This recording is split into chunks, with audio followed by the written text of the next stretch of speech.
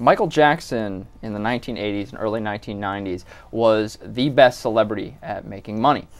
He would put out albums and they would be instant bestsellers, and that was at a time when albums actually made money.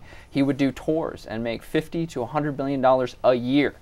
He was really one of the best music acts at taking his fame, his songs, and monetizing it, and he was quite a brilliant man when it came to business. In a typical year, how much was he taking in? How much was he spending? At the time of his trial in 2005, it was estimated that he was bringing in about $20 million a year. That came from royalties from songs, both his own and the Beatles catalog. He was never going on the road anymore, and the way a musician really makes a lot of money is going out on the road, and so he was only bringing in $20 million a year. But he was spending $30 to $40 million a year. He would go on these lavish spending sprees in Las Vegas, in Europe, in Asia, and that was Michael Jackson's, really his downfall financially as his life grew to an end. He was spending on art, he was spending on houses, he was spending on meals, wine, you name it, Michael Jackson was spending on it. Michael Jackson as a businessman, how would you rate him? Michael Jackson in the peak of his career was a stellar businessman. As his life wore on and he became more of a reclusive individual and less of an entertainer, enablers, entourages, handlers really screwed his finances up, and I think he withdrew from Michael Jackson, the brand, very much so, and allowed people to kind of hijack his finances. And he didn't do himself any good by going on these lavish spending sprees.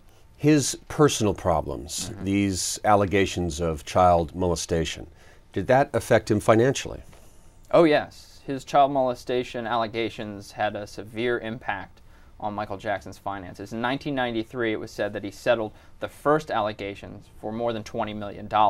And that sort of is where Michael Jackson's business empire goes off the rails.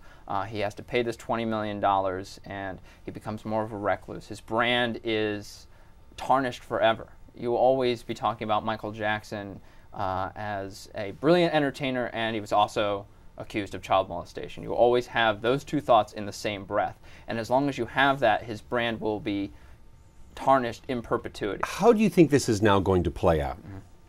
This is going to be a very complicated, very long process. Michael Jackson's estate is extremely murky. You can already see that the family is squabbling over wills and who gets custody of the children. Imagine when the finances actually go into effect. But this is how it's going to probably play out. His mother is going to take control of the estate and realize that despite all the records that they're selling now, they're probably not bringing in enough income to pay off all those debtors.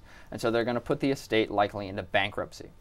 When it goes into bankruptcy, they're going to look at the assets and they're going to look at the liabilities. And they're going to sit down and talk to all those creditors and debtors and find out how they can, pay them off.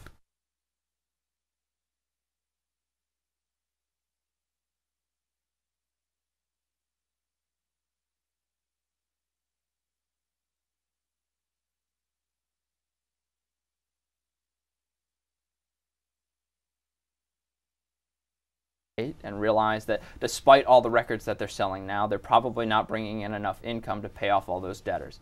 And so they're going to put the estate likely into bankruptcy. When it goes into bankruptcy, they're going to look at the assets and they're going to look at the liabilities. And they're going to sit down and talk to all those creditors and debtors and find out how they can, pay them off.